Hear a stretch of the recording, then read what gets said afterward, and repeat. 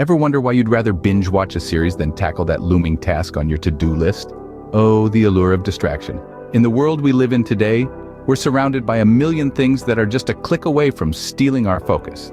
And yes, that includes the latest episode of your favorite show. But let's delve a little deeper, shall we? This isn't just about choosing Netflix over work. This is about a universal phenomenon we've all encountered at some point or another. Yes, I'm talking about procrastination. It's that pesky little habit of putting off tasks that we should be doing right now. It's like an invisible force field that keeps us from getting things done. You see, procrastination isn't some rare beast that only affects a select few. It's a common creature that lurks in the shadows, ready to pounce on anyone and everyone. From the college student who waits until the night before to start a term paper to the busy executive who continually pushes back that important project. Procrastination is an equal opportunity offender. But here's the real kicker. It's not just an annoying habit.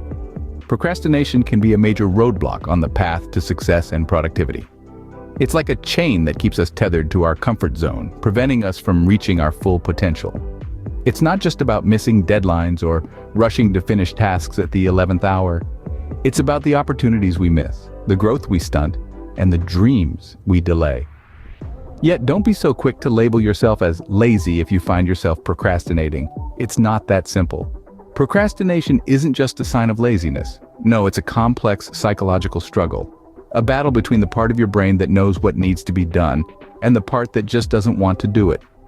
Procrastination isn't a sign of laziness, but a complex psychological struggle. But don't worry.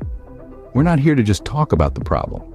Stick around, because we're going to delve into the science behind procrastination, hear real-life stories of overcoming it, and share practical tips to help you conquer this beast. So, let's get started, shall we? Why do we procrastinate even when we know it's against our best interests? A question that has puzzled many of us as we scramble to meet deadlines or put off tasks until the 11th hour. The answer, surprisingly, delves deep into the workings of our brain. You see, procrastination is not merely a matter of willpower or time management, but a tug of war between two key areas of our brain, the prefrontal cortex and the limbic system.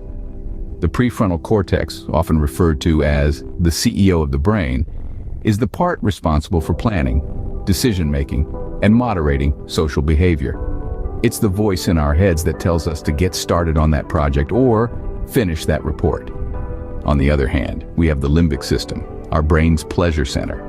It's the part that's all about immediate gratification. It's the voice that tells us to watch just one more episode on Netflix or to scroll through social media instead of tackling that to-do list. When we procrastinate, it's essentially the limbic system winning over the prefrontal cortex. This is because, evolutionarily speaking, our brains are wired to prioritize immediate rewards over potential future benefits. This was helpful when our ancestors had to focus on immediate survival, but it doesn't quite align with the demands of today's world, where planning and delayed gratification are often required. But understanding this internal battle can be a powerful tool in overcoming procrastination.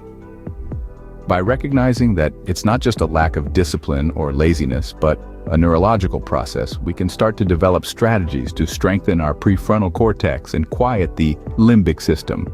Tactics like breaking tasks into smaller, manageable parts or associating tasks with positive rewards can trick our brains into getting started. So, next time you find yourself putting off a task, remember this: your brain is not your enemy.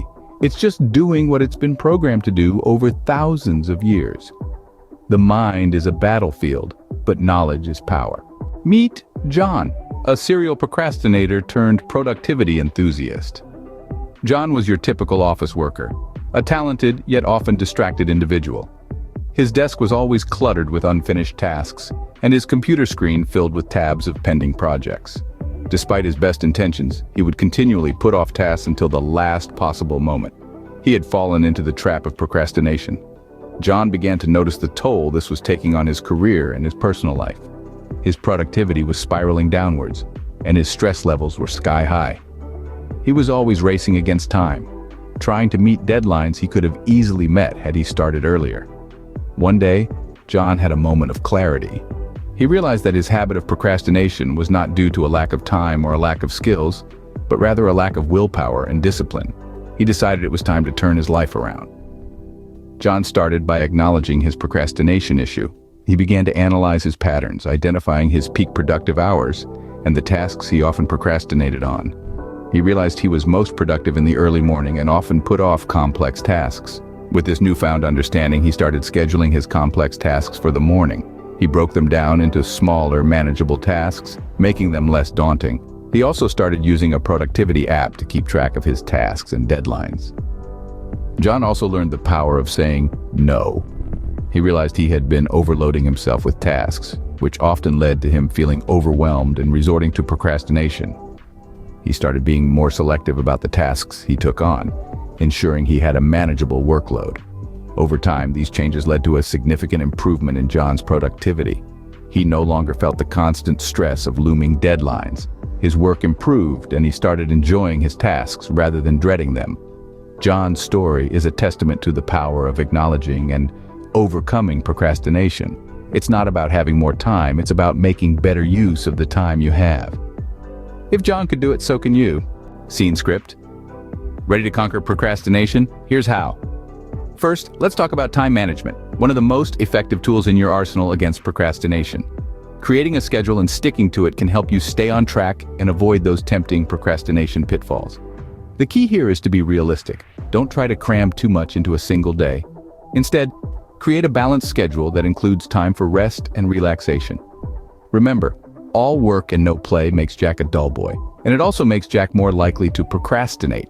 Next up is goal setting. Again, the operative word is realistic. Setting unrealistic goals is a surefire way to fall into the procrastination trap. Instead, set achievable goals that you can work towards in manageable chunks. And don't forget to celebrate your progress along the way. Every small victory is a step in the right direction. Speaking of manageable chunks, that brings us to our next strategy, breaking tasks down into smaller portions. Think of it as eating an elephant. You can't do it all at once, you have to do it one bite at a time. The same principle applies to your tasks. Breaking them down into smaller, more manageable parts can help make them less overwhelming and thus less likely to be put off. Now let's talk about rewards and punishments. Rewarding yourself for completing tasks can be a great motivator.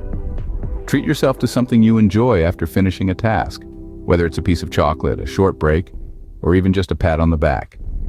On the flip side, consider setting up a system of punishments for when you procrastinate. Nothing too harsh, of course. Perhaps you miss out on your favorite TV show or have to do an extra chore. This can help create a sense of urgency and deter procrastination. Remember, the journey of 1,000 miles begins with a single step. So take that step today. You have the tools, you have the strategies. Now, all you need is to start. So what are you waiting for? Overcome procrastination and start living your life to the fullest. Scene script. Imagine what you could achieve if you started right now. You see, there's magic in beginning. There's power in the first step, the first word, the first action.